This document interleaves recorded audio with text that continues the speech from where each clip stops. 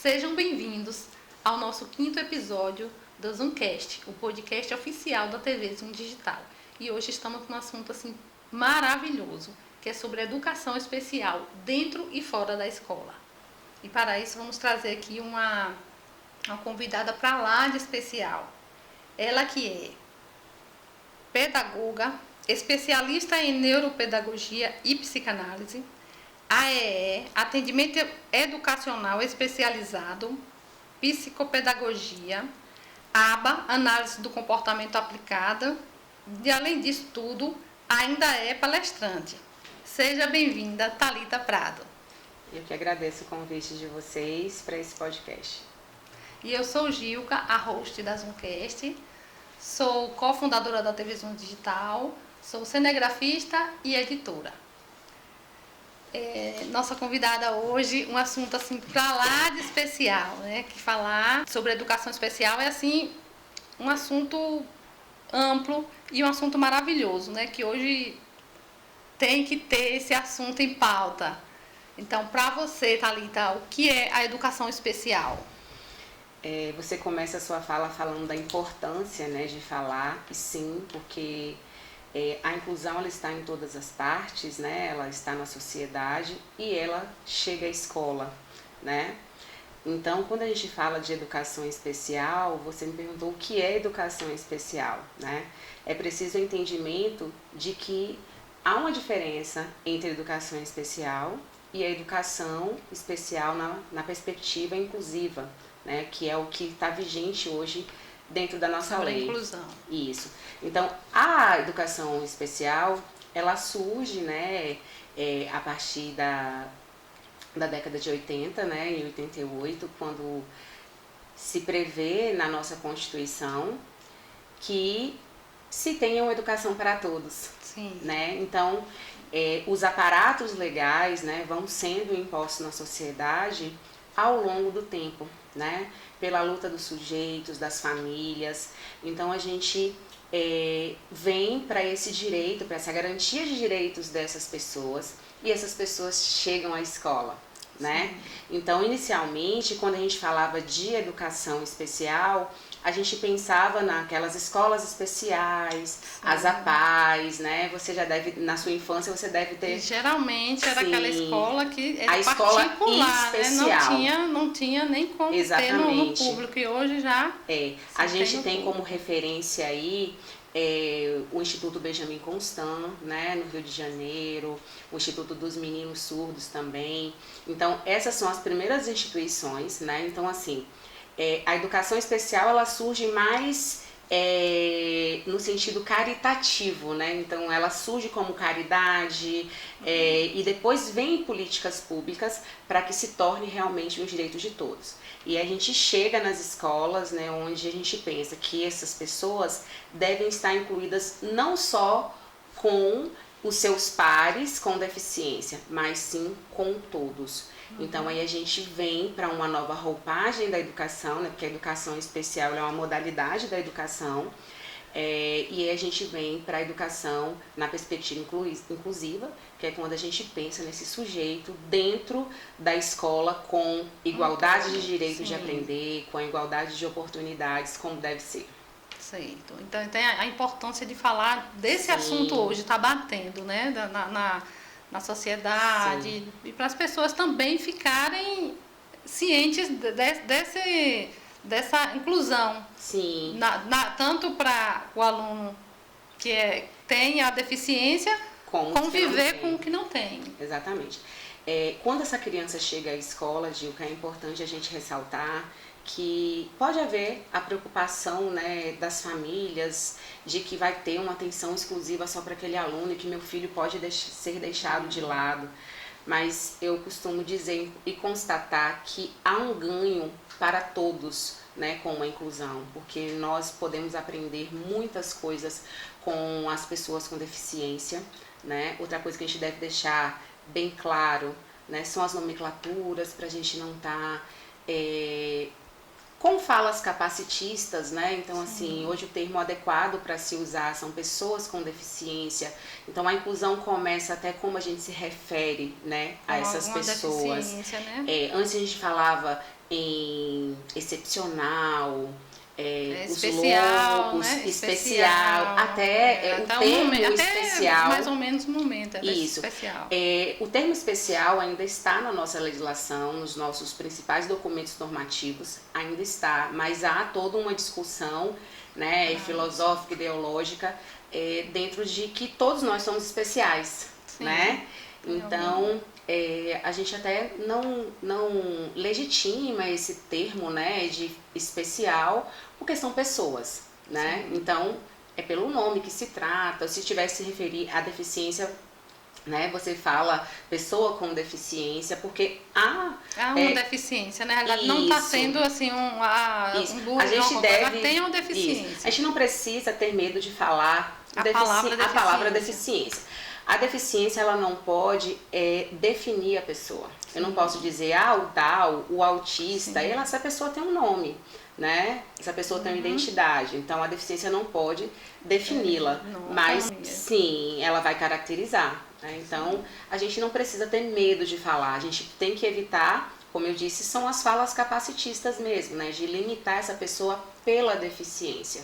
Né? Isso aqui não pode, a gente não, em pleno século XXI, a gente não pode aceitar, né? E por isso a importância da gente de falar no assunto hoje, e de falar no assunto hoje, porque apesar de nós já termos muitos anos caminhando, né, rumo à inclusão, eu costumo dizer, eu gosto muito de uma citação que fala que a inclusão é uma caminhada que se aprende caminhando. E nós estamos dando passos, né? Estamos, as escolas... Ou antes a gente pensar que antes a matrícula era negada a esses sujeitos, né? As escolas negavam, e hoje por lei não se pode negar. Então é um direito à escola, a estar na escola. Então até é importante para os pais, né, de pessoa com deficiência, não aceitem, né, que a matrícula do seu filho seja negado, né? Ele tem direito a estar em todos os espaços que ele quiser. E não engloba só deficiências graves, no caso? Não. Dentro da educação inclusiva, hoje se fala de todo mundo que tem uma especificidade, né? Desde aquela pessoa que tenha uma dificuldade de aprendizagem até o grau mais elevado de alguma deficiência. Então, todo mundo que tenha alguma questão específica de aprendizagem está dentro da educação especial inclusiva. Né? Então, não só a pessoa não precisa ter um nível severo, grave.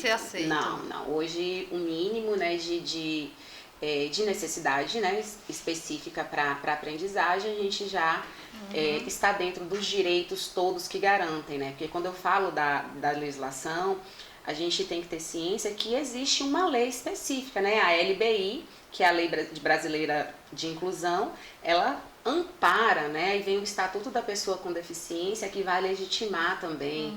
Então, é importante a gente falar dos direitos, né, da pessoa para que isso se faça valer, né? Porque já está na nossa Constituição há algum tempo, né, legitimando, né, todos esses direitos que a pessoa tem, mas, infelizmente, algumas pessoas, por desconhecimento mesmo, né, não deixam seus filhos em casa ainda, né? Não tem ainda não tem esse conhecimento. Essa busca de levar para ter esse estudo. Eu vi uma reportagem recentemente falando sobre as tribos indígenas, os quilombolas. E a zona rural já tem esse atendimento, né? Já está disponível também. Você falou de algumas tribos, algumas né, comunidades, e a gente tem que perceber que a importância de falar sobre a inclusão, a gente percebe que foi um caminho muito longo até chegar ao direito, né, à educação para esses sujeitos. Por quê? Se a gente for voltar na história, o que acontecia com as pessoas com deficiência? Né? Elas eram sacrificadas, aí depois... Não tinha valor. Não, inicialmente eram sacrificadas mesmo, né? E aí a gente passa no sentido, não aprende, então não precisa estar na escola. Aí depois pensa, não, aqui tem possibilidade de aprender alguma coisa, a gente coloca na escola, né? Que é quando a gente começa a pensar na educação especial. E aí hoje a gente já está no sentido de que não, é sujeito, aprende, né? Porque para a pedagogia, nós que somos pedagogos, a gente se pega nesse ponto, né? É sujeito, tem vida, é capaz de aprender.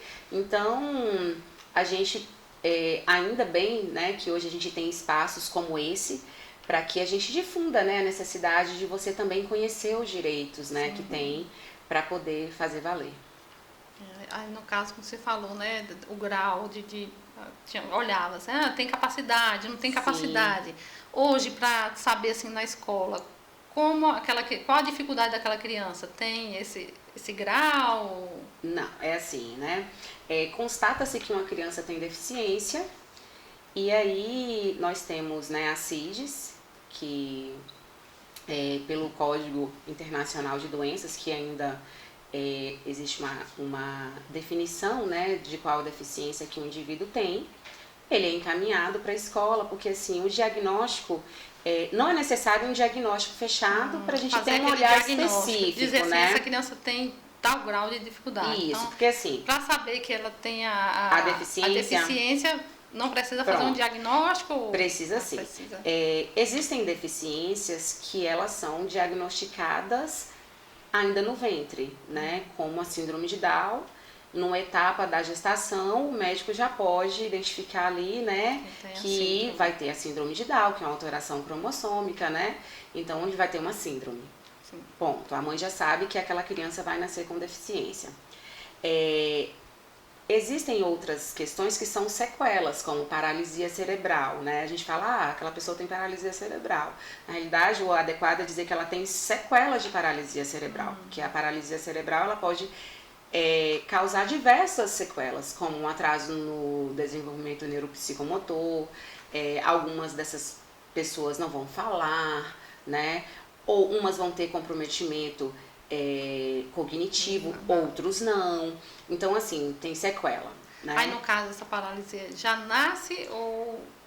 Alguma coisa, alguma situação no nascimento pode gerar né, a paralisia cerebral. Anóxia, né, a falta de oxigênio no parto, a criança, porque é muito importante a gente saber a história de vida, né, como foi a gestação. Onde você vai fazer o diagnóstico, Isso, né? Exatamente. Então, o diagnóstico tem todo o diagnóstico.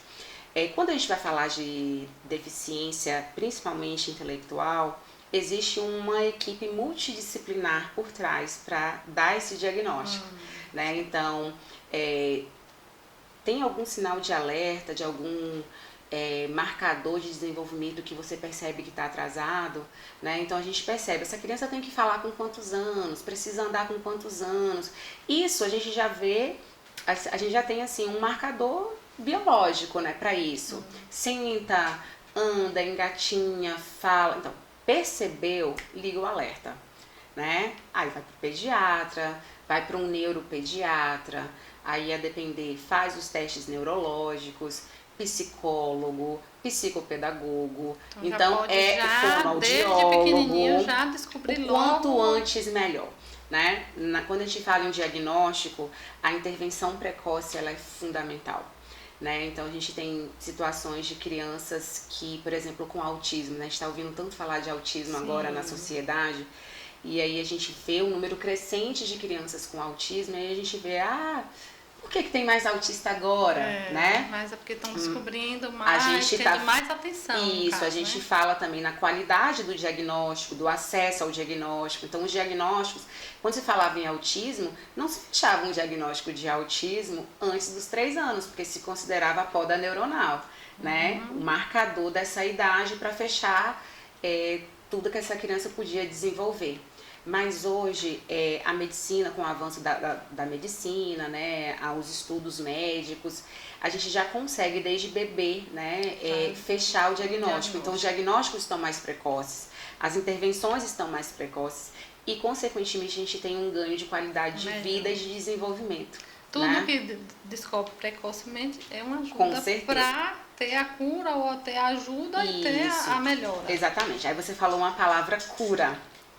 Existe uma diferença entre deficiência e doença, Sim. né? Às vezes a gente fala, tadinho, é doentinho, né? Não é doença. Deficiência, ela tem uma diferença muito grande de doença, né?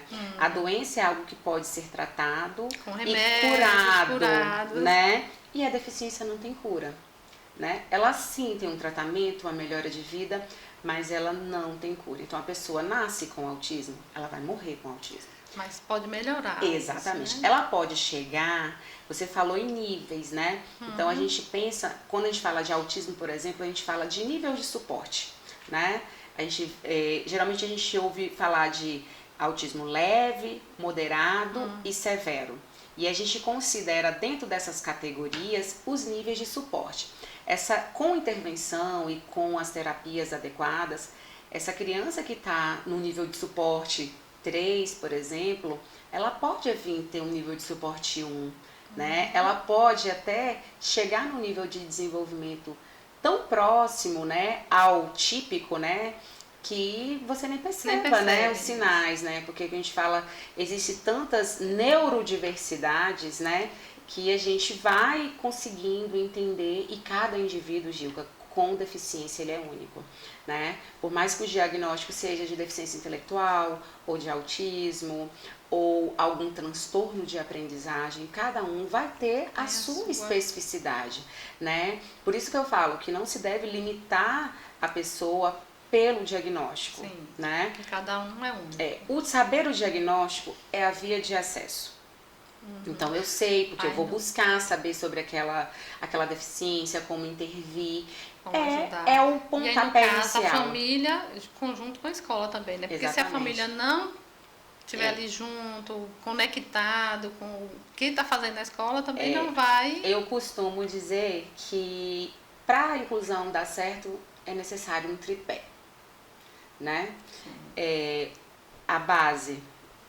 A família, claro, que é o primeiro núcleo de contato dessa criança. Né, da família, tudo já ajuda. Vem a escola e as terapias, né, que é a equipe multidisciplinar que atende essa criança. Então, se não tiver um elo forte entre as instituições, entre todo mundo que está ligado, né, com essa criança, infelizmente, algo não vai sair tão bem, né? Então, a gente vê uma família atenta, que leva as terapias, uma escola sensível, com um olhar direcionado às necessidades dessa criança, desse adulto, é fundamental. E aí vem o atendimento, né, educacional especializado, psicopedagogo, que vai tratar... É um conjunto. Nós somos mesmo um time, né? Um time para dar certo tem que estar todo mundo coeso. Então, se não tiver... um diálogo aberto, claro, né, ações colaborativas entre as partes, a inclusão não vai ser como deveria, né? Vai ficar com déficit em algum aspecto. Em alguma área vai ficar, né, faltando. A família tem que estar junto com a escola. Exatamente. E os profissionais ali para ter esse resultado. Isso. O que a gente deve pensar também é que essas famílias devem ser muito bem acolhidas, né? Sim. Porque é visível, né? Eu vou trabalhando já com educação inclusiva há mais de 10 anos especificamente, a gente percebe que quando descobre-se logo um diagnóstico, há um luto. E é um sofrimento, né? É um sofrimento, porque assim, ninguém está preparado para ter uma criança com deficiência. Quando se engravida, a gente pensa, né, no caminho natural das coisas, né? E quando vem uma pessoa com deficiência, vem o luto e é natural, né? Então a escola deve estar preparada também para acolher, o centro de educação especial deve estar preparado. E aí a gente encoraja essas famílias a irem para a luta. Sim. Então, assim, romper com o luto e ir para a luta é um divisor de águas, né? Então, assim, tem que ter um olhar sensível, empatia com essas famílias, para que a gente consiga orientar, consiga apoiar, né? Porque abraçar, são né? muitos os desafios. Desse apoio aí, de abraço, de Exatamente. força. E aí, no caso, essas famílias têm um atendimento também em conjunto ou só para criança? Olha, cada caso é um caso, né? Por exemplo, se a criança a mãe já está ciente de um diagnóstico, então ela se prepara, né, para aquele nascimento de qualquer forma, mas geralmente é necessário um acompanhamento psicológico, né? Quando a gente faz o atendimento também especializado, a gente chama essas famílias para conversar, para orientar, né? Então, assim, hoje os profissionais já estão, né, preparados para apoiar essas famílias. Então, se a gente percebe que essa mãe, esse pai está sobrecarregado, está passando por algum desajuste emocional devido à deficiência do filho, a gente solicita, né, que ele tenha uma conversa inicialmente com o psicólogo, e aí para exatamente. Não é fácil, não, né? É desafiador. Ter trabalho, cuidar da família, sim, e cuidar do filho. Sim. Depender também do grau da deficiência, isso. Né? Não existe leve para ninguém. Nem leve, nem pesado. Não. É deficiência. Alguma deficiência. Isso. Não é o termo que eu estou falando assim. Porque a deficiência ela não é leve para ninguém. Sim. Né? Pelo mínimo que seja o déficit intelectual, traz desafios. Sim. Né? Então, assim, não é leve. Tudo que te desafia, tudo que tira da sua zona de conforto, para uns podem ser sim mais pesado do que os outros, né? Então a gente tem que pensar muito, assim, é importante você falar isso e me dar a oportunidade de também falar sobre essa questão, porque esclarecer para quem está em casa, para exatamente. quem tem a dúvida. Nós não nascemos numa sociedade que é preparada para a inclusão, né? Por isso a importância desses espaços. Então, às vezes nós temos, assim, nem sabemos, né, como referir. Há muito uma dúvida, né? As pessoas meio que pisam em ovos para falar em inclusão e não precisa, né? A gente tem que falar abertamente. Então, assim, mas quando se fala, né, desse diagnóstico e dessas famílias, não existe leve. Né? Por mais que o nível de suporte seja mínimo maior, menor, ou maior, claro, né, que se o nível de suporte requer intervenções, né, menos intervenções, menos, né, apoio, menos ajustes, é mais tranquilo você lidar, né, menos desgastante, mas emocionalmente, né, tudo isso a gente é desafiador para as famílias, né, nesse sentido. E assim, você, falando no seu pessoal agora, o que te levou para seguir esse caminho da educação especial? Eu penso assim, o que me levou primeiro para a educação, né? Porque houve uma negação inicial quando se fala em atuação. Eu falei, gente, será que eu nasci para ser professora, né?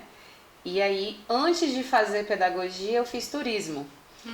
E aí, tenho uma formação também em turismo, mas aí surgiu a oportunidade de trabalhar com educação. E depois da faculdade de turismo, eu já fui para a pedagogia e na própria graduação, eu acho que era de mim, né? Eu fui me recordar da infância, assim, lembrar que sempre brincava de escolinha e eu sempre gostava de ser professora. Então a gente vê, né, essa memória afetiva pela área. E aí eu me encontrei na educação mesmo, enquanto profissional. E eu sempre pensei na luta pelos excluídos, né? Pelas minorias. Então, na própria graduação, o meu TCC, por exemplo, foi em educação do campo, porque eu já pensava nessas pessoas sem oportunidade, de qualidade. A dificuldade também sim, que eles têm. Os desafios, né? E aí, quando eu terminei o curso, eu falei, não, tem que fazer alguma especialidade. Ver a oportunidade de fazer a minha primeira graduação, pós-graduação, né? A primeira especialidade, que foi neuropedagogia e psicanálise. E depois que finalizei, né, essa especialização, já comecei a trabalhar. E aí veio a minha maior escola, que é o CEAP, onde eu trabalho hoje. Né? O CEAP é o Centro de Educação Especializada do município. Né? O CEAP tem mais de 30 anos de atuação no município. Para quem não conhece, viu, gente, é importante, é uma instituição de bons profissionais, muito responsável e que faz uma diferença muito grande na vida de todas essas crianças, né? Então, a minha maior escola foi o CEAP. E é o CEAP, que é onde hoje eu ainda atuo. Então, quando eu comecei a atuar no CEAP, eu digo que foi um divisor de águas, né? É isso que eu quero para minha vida, é isso que eu me encontrei de fato. Antes disso, eu já tinha sido professora, né, de educação infantil, de Fundamental 1, de Fundamental 2, mas quando eu vou para o atendimento educacional especializado, eu vejo um outro olhar. E aí eu falo, é isso que eu quero fazer, né? É mudar, é oportunizar. Eu amo essa palavra quando se fala em inclusão. Oportunizar. As pessoas precisam de ter a oportunidade de aprender, né? Então, hoje o meu lema de vida é oportunizar aprendizado, né? Incluir. Isso aí. Então, veio disso, assim, já desse desejo, né, da educação, porque eu já estou... Galgando. Isso. Já estou há mais de 20 anos na educação, e aí há mais de 10 na educação inclusiva, trabalhando lá no CEAP. E, assim, divisor de águas mesmo na minha vida. Agradecer também aos nossos patrocinadores e nossos colaboradores que estão sempre junto com a gente. Muito obrigado, colaboradores. E vamos continuar aqui com o nosso assunto. Um assunto muito interessante, muito importante, que a gente está tratando aqui hoje. E nossos colaboradores aí também têm a sua participação. Agradecer também a elegância, estou aqui toda elegante. Obrigada. E continuando, né? Que é possível incluir essa pergunta aqui que não cala. É preciso incluir, né? Acho que a pergunta é isso, né? Preciso incluir. É possível? É, né? É desafiador demais.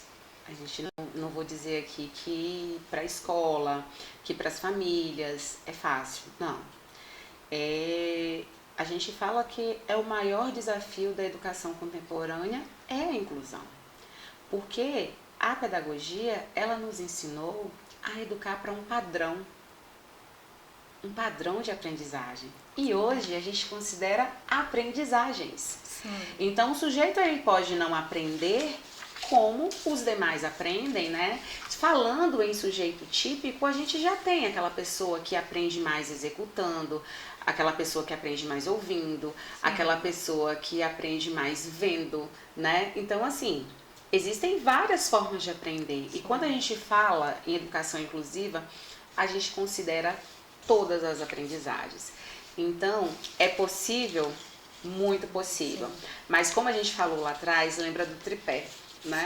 Se não tiver as ações colaborativas entre as partes envolvidas no processo de inclusão, vai ficar mais difícil, fica mais pesado para a escola, mais pesado para a família, mais pesado para o atendimento educacional especializado, para a terapia. Então, com ações conjuntas, né, com um olhar especializado para a inclusão, sim, é possível incluir. Sim. Já falou de vários desafios, mas os desafios para a escola? Quais? Muitos, né? Eu disse que é o maior desafio da educação contemporânea. Então, o princípio é conhecer o aluno. Quando se fala em inclusão, eu tenho que me aproximar, eu tenho que conhecer o aluno. Claro, a gente pensa numa sala com múltiplas, né, aprendizagens e nessa pessoa com essa situação específica de aprendizagem, e a escola tem que se preparar para isso. E a gente pensa em formação de professores, a gente tem que qualificar os professores, sim, né? Essa área. A gente tem que preparar a turma para incluir. Os nossos alunos, eles são agentes de inclusão, né? É muito melhor, para os meninos incluídos, ter agentes colaborativos como pares é muito diferente, né? Quando aprende com um colega, aquele colega que tem a sensibilidade, saber que talvez aquele colega tem uma sensibilidade auditiva, no caso do autismo, ou que realmente vai ter uma situação diferenciada de comportamento, não consegue ficar parado, uma pessoa com TDAH, por exemplo, ou com alguma dificuldade de concentração. Então, assim, a escola, a partir do conhecimento do aluno, preparar a turma, preparar os professores, é muito importante que a escola tenha um plano para esse aluno. A gente fala do PEI, que é o plano educacional individualizado, né? É lei, a escola tem que ter esse PEI para esse aluno, onde a gente pensa tudo que esse aluno deve aprender, né? Para não ficar igual naquela história de Alice, né? No País das Maravilhas. Para onde você quer ir, né? Se você não sabe para onde você quer ir, qualquer lugar serve. Sim. Com a inclusão não pode ter improviso. Tem que ter planejamento. Então, e esse planejamento com a escola, com os pais? Isso. Tem um planejamento assim, exatamente. De conjunto para fazer? O PEI, ele prevê, né, isso. Essas ações colaborativas entre família, porque tem coisas que vão ser reforçadas pela família, com as terapias, então pode ter esse diálogo entre todas as partes juntos, envolvidas, né? Então, o bom de você ter um planejamento específico para esse aluno é porque a gente não vai ser injusto. Sim. A gente vai avaliar esse aluno como ele chega e esse aluno como ele vai sair no ano. E a gente não tem uma padronização de aprendizagem, a gente tem a aprendizagem efetiva daquele aluno. E aí no ano seguinte você replaneja, né? Então assim, é importante as escolas se atualizarem, buscarem saber, ter diálogo, né, com a família para saber a história, para saber os gostos, para saber as potencialidades. Porque se eu sei a potencialidade do sujeito, eu não vou limitar ele na deficiência. Só naquilo ali. Isso, então... não. Tem autismo, então ele não vai saber conviver. Sim, ele pode sim gostar de contato, ele pode sim gostar de conviver com os colegas, eu posso sim ajudar ele a desenvolver essa habilidade que talvez ele não tenha, né? Então é muito importante a gente pensar que a escola inclusiva é uma escola com um olhar sensível, é uma escola com empatia, é uma escola que se prepara, é uma escola que planeja, né? É uma escola aberta às diferenças, porque se a escola pensar só naquele padrão de aprendizagem, sim, a gente não vai conseguir. A gente vai ter só o que acontecia antes, que era a inserção desse aluno na escola. Esse aluno está ali por direito, então ele está inserido, mas incluído é ele participar de todo o processo. E a gente percebe nisso quando a escola consegue gerar nesse sujeito o sentimento de pertencimento. Né? Então, o sentimento de pertencimento é quando a gente percebe a inclusão está funcionando. Esse aluno se sente parte do processo. Minha esse escola, aluno opina, minha professora. São os meus colegas, eu estou aqui, eu aprendo do meu jeito, né? Mas eu aprendo. Eu posso não aprender como os demais colegas e eu posso nem chegar a ter um nível pelo grau de comprometimento do sistema neuropsicomotor, cognitivo. Possa ser que esse aluno nem nunca chegue num nível que a gente espera, mas ele vai ser o melhor que ele pode ser dentro das habilidades que já ele tem. É então, o máximo. O princípio, já é uma beleza. O princípio de incluir é conhecer. Sim. Se eu puder dar um conselho para as escolas, né? Conheçam seus alunos. Né? Para poder. Busquem conhecer os alunos, busquem conhecer as potencialidades, busquem conhecer as especificidades para aí você planejar para ele. Porque também a gente não pode oferecer para o aluno aquilo que ele não seja capaz de fazer, que a gente é injusto. A gente tem que partir das habilidades que ele tem. Né? Eu tive um professor que ele falava assim, é importante que as pessoas com deficiência, elas aprendam pelo menos uma coisa todos os dias. Nem que essa coisa seja ficar na sala, ficar sentado, prestar atenção, saber a hora de levantar. Então, aprendizagens, né? Então, estar na escola, né, a socialização com os demais colegas é tão importante quanto o aprendizado cognitivo, que consequentemente vão vir avanços, né, cognitivos para essa pessoa, mas perpassa por todo esse caminho de conhecimento, de entendimento e de empatia. Você falou um pouquinho aí para os professores, mas eu queria que você... Quais técnicas você pode passar para os pais e para os professores para ajudar, né? Entendi. Caso você, como tem tanto estudo, tanto conhecimento nessa área, que tem professores assistindo, tem pais, e você passa um pouquinho dessa técnica sua aí para ajudar. Eu costumo dizer que se tivesse receita pronta, eu escreveria um livro e talvez eu estaria hoje rica. Mas assim, não tem receita de bolo, viu, Gilca? Porque cada sujeito é único. Então tem que ter um estudo sobre o potencial, né, pra gente buscar o melhor desenvolvimento. Mais um padrão se eu puder dar uma dica, não é nem técnica, é você estar atento aos sinais o mais precoce possível e as intervenções precoces. Ao mínimo sinal, ficar Isso. atento. Então, assim, tá com atraso de fala, não é nada demais fazer uma consulta com o fono, né? Então, assim, o fono ele vai te dar uma área específica, vai fazer, né, a avaliação e vai dizer, olha, não tem nenhum problema com, né, com o sistema fonológico, mas vamos ficar atento. Observou algum comportamento atípico? Procura um neuropediatra, né? Porque o neuro ele vai fazer exames, ele vai fazer testes. Então, assim, intervenção precoce. Eu digo que toda criança ela precisa de estímulo e disciplina. Ah, não posso disciplinar uma criança com deficiência, ai tadinho, né? Não, disciplina, ele precisa de disciplina como um dos outros, rotina, né? Precisa de rotina, mas o estímulo, né? A gente está numa era de muitos estímulos visuais, né? Do computador, do celular, né? E a gente vê que o excesso de telas é prejudicial a todo mundo, mais ainda, né, a pessoa com deficiência, porque pode trazer outras questões, né? Então, assim, o brincar mesmo, as experiências, quanto mais, para uma pessoa com deficiência intelectual, por exemplo, quanto mais eu experiencio, mais eu tenho possibilidade de aprendizado. Por quê? Porque tudo que é concreto é mais fácil aprender do que a abstração. Sim. Então, as pessoas com deficiência intelectual, né, as pessoas com autismo, elas têm a necessidade dessa concretização. Contato também maior, né? Isso, de vivências. Então, quanto mais eu proporciono momentos de qualidade, vivências, experiências, mais a chance da gente ter sucessos e avanços no desenvolvimento dessa pessoa. Sentar, brincar com essa criança, é o brincar, é o levar para pular, para correr, né, pro parquinho, são coisas o contato. Pequenas e ao mesmo tempo mínimo, tão grandes, né? Tão né? grandes, por exemplo, um dos maiores desafios, né, atuais, a gente fala do autismo, muitas das crianças com autismo, ela tem sensibilidade de todos os sentidos, né? Seja sonora, né, auditiva, tátil. Então, imagina, levar uma criança desde cedo para ter contato com areia, para ter contato com grama. Então, a gente pode ter um ganho lá na frente, por exemplo, de uma seletividade alimentar, por exemplo. Né? Essa criança não aceita determinado alimento por causa da textura. Então, a gente faz um trabalho com texturas e a gente ganha em qualidade de vida.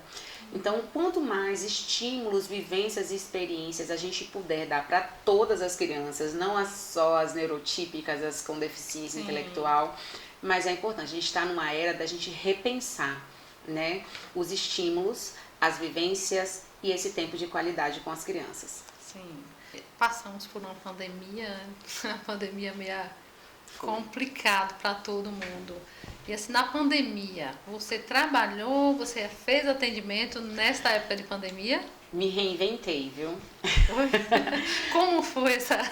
Foi, assim, um dos maiores desafios. Eu acho que a educação, por si só, ela passou por um desafio muito grande, que foram as aulas online, né? Com os meninos com deficiência, o olho no olho, o contato, ele é muito importante. Por exemplo, eu faço o atendimento individualizado, às vezes em pequenos grupos, mas na maior parte individualizado. Então, eu tenho a oportunidade de estar naquele contato direto, do toque e de estimular. E na pandemia veio o desespero, né? O que a gente faz? Como vai fazer? Mas a gente fez online, né? A gente conseguiu fazer online, eu tive um êxito grande com os meninos. E aí você falou assim da família, e nesse momento foi muito importante a família. Sim. Porque eu tava de um lado da tela, esse menino do outro lado da tela. E aí, às vezes, eu falava, a mãe fazia junto com ele, ou a mãe estava ali ajudando ele a se regular na tela, para ficar na tela ali comigo, né, o comportamento. Desafio grande. Muito desafio. Mas, num feedback depois com as famílias, quando a gente retorna para o presencial, o mais gratificante foi ouvir a diferença que esse atendimento fez na vida dessas pessoas durante o tempo de pandemia. Né? Então, assim, teve relatos de mães de falar assim, Thalita, quando eu falava assim, Thalita vai te ligar, né? Então, imagina um autista com nível de suporte 3 que não verbal, que não fala, ou fala por ecolalia, que é aquela repetição de falas ou de trechos de música, e ele conseguir se comunicar comigo durante uma hora na tela. Então, assim, emocionante lembrar desse período, né? Foi muito desafiador, mas lembrando do feedback das famílias de que foi talvez foi a única intervenção direta que eles tiveram, porque as escolas não tiveram como dar essa atenção especializada, né? A gente entende que durante a pandemia foi complicado, todos, né? Mas nós tivemos, né? Os meus alunos, os alunos do CEAP, eles tiveram essa oportunidade de ter esse acompanhamento, né? Uma ligação, orientando as famílias, ou contato mesmo com o aluno. E aí a gente veio, né? Todas as ferramentas digitais a gente passou a conhecer para poder buscar estratégias para que mesmo online a gente pudesse estar intervindo, para que os estímulos não parassem durante esse tempo. Porque a ideia era continuar dando estímulos a essas crianças para que elas tivessem um mínimo de prejuízos possíveis, né, nesse desenvolvimento que já estava em processo. Mas foi um desafio. Um desafio grande. Foi um desafio grande, foi um desafio dado, mas um desafio cumprido. Graças né? a Deus. Mas para a educação, né, foi difícil, e para nós, sem a ajuda da família, né, também teria sido mais difícil ainda. Né? Então, quando a gente fala desse tripé, a gente fala em todos os momentos. E aí a gente dialogava com as escolas também, orientava as escolas nas atividades que iriam enviar para casa. Então foi um momento assim de novas, de repensar as estratégias de intervenção. Se reinventar mesmo. Foi uma reinvenção. É muito interessante isso aí, porque tá do outro lado da tela, fazendo esse acompanhamento. Sim, não é fácil. Não. Então, imagina, né, uma criança com dificuldade de concentração e você tá do lado de cá. Tem que puxar a atenção, é Sim, complicado. foi mesmo desafiador. Foi desafiador e foi assim inovador também, sim, né? Porque nunca se pensava em ter que parar para você fazer isso de maneira online, né? E também abre pra gente um leque, porque hoje a gente consegue, né, pensar fora da caixinha também, sim, ali do atendimento, e pensar em algumas, se tiver necessidade, né, de também poder ter esse acompanhamento online. Então abre um leque aí de atuação, né? Mas foi desafiador, sim, muito. Também. Aí no caso, né, na escola, fez a inclusão daquele aluno, o currículo da escola de aprendizagem é o mesmo da criança sem deficiência? Tem alguma diferença? Olha, a gente deve, o currículo, quando a gente fala em currículo, a gente fala em tudo que essa criança tem que aprender, né? Tudo que tudo que a gente espera que essa criança aprenda durante aquele ano escolar, ou durante aquela etapa escolar. Ela tem direito a aprender tudo o que prevê o currículo para ela. A escola deve pensar em qual adaptação curricular ou adequação curricular vai ser feita para que ela participe daquele currículo. Sim. Então, por exemplo, a gente pode pensar no nível, a gente pode pensar em estratégias, a gente pode pensar em novas metodologias, mas o currículo para ela tem direito do mesmo currículo. O mesmo currículo.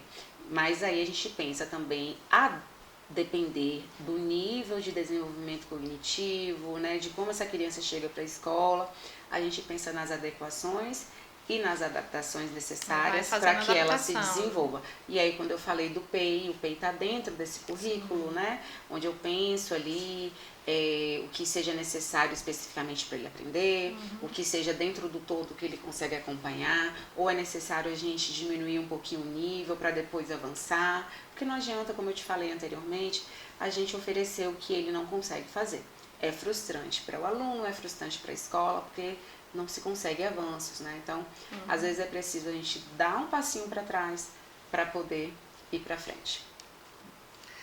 Sobre o atendimento especializado, AE, né? Isso. Qual a importância da terapia nesse contexto? Olha, a terapia é fundamental, né? Eu atuo como professora de educação especial, no caso de atendimento educacional especializado, e a gente vê a diferença que faz, porque assim, na escola, a escola vai ter o olhar para o todo, para o currículo, para o desenvolvimento dos assuntos, dos conteúdos. A escola vai trabalhar os conteúdos. Sim. No AE, nós vamos trabalhar as competências e as habilidades.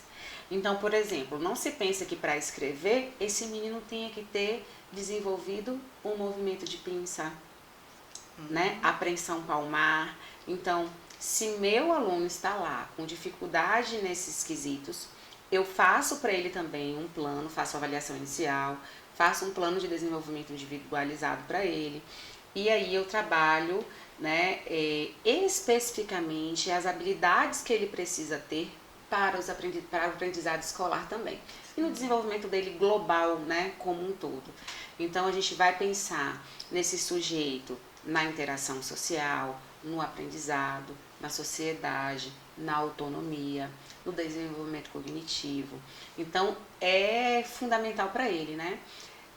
Em Itaberaba, as escolas do município já a maioria delas tem a sala de recursos que oferece o atendimento educacional especializado, e as escolas que não têm são encaminhadas para o CEAP, né, onde lá também nós temos... É um conjunto, né? Ele vai ajudar... Isso, ampara. O papel do atendimento educacional especializado é complementar ou suplementar a educação formal.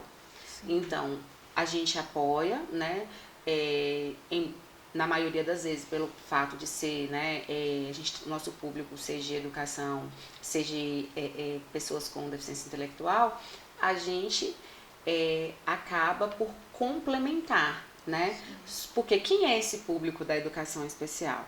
São as pessoas com deficiência, transtorno global de desenvolvimento, que é o TEA, né?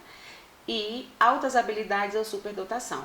Quando a gente fala de altas habilidades e superdotação, o AE vai suplementar, dar um apoio além do que ele já é capaz, né? Na escola. Mas como a maioria do nosso público é de deficiência intelectual, a gente complementa. Sim. Então a gente pensa no desenvolvimento de competências e habilidades, e a gente está também para amparar as escolas e as famílias, orientando, né, sobre esse processo de inclusão. Então é fundamental que as famílias tenham ciência do direito desse aluno a ter esse acompanhamento, também, né, para que ele tenha mais capacidade de se desenvolver.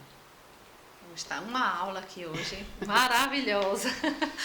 Gente, muito bom esse assunto, foi assim, maravilhoso, né? Para mim, para você que está aí nos ouvindo, agradecer a Thalita. Muito obrigada, Thalita Prado, por esse momento aqui, por trazer esse conhecimento todo pra gente. Quem é apaixonado, gente, por conhecimento, não perca os nossos podcasts, que aqui cada podcast é uma aula, é um aprendizado diferente. Então, muito obrigada, Thalita. Eu que agradeço vocês pela oportunidade de tratar de um assunto, né, tão importante para a nossa sociedade, porque a gente pensa que esse sujeito está na escola, mas ele está na sociedade, ele está na igreja, ele vai ao dentista, ele vai ao médico. Então, assim, quando a gente fala em inclusão, a gente pensa que o outro ele tem uma necessidade, né, específica, e pensar no outro, me colocar no lugar do outro, eu falei do sentimento de empatia, é o que a gente mais deve desenvolver na sociedade. Então, para mim, hoje, falar sobre isso aqui foi muito prazeroso, né? Hoje, para mim, é um lema de vida, falar sobre inclusão, aonde eu tiver e aonde eu tiver a oportunidade de falar, de esclarecer, de orientar, eu quero estar, porque é muito especial falar, né, sobre inclusão.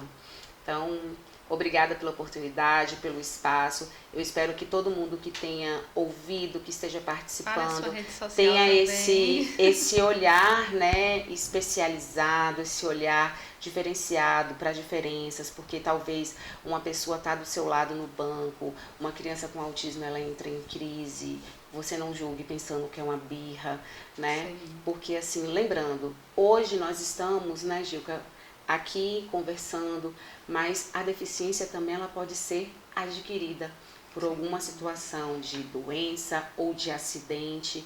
Nós estamos aqui hoje, então amanhã a gente não sabe se é um da nossa família que vai né, ter deficiência, ou se nós mesmos, né?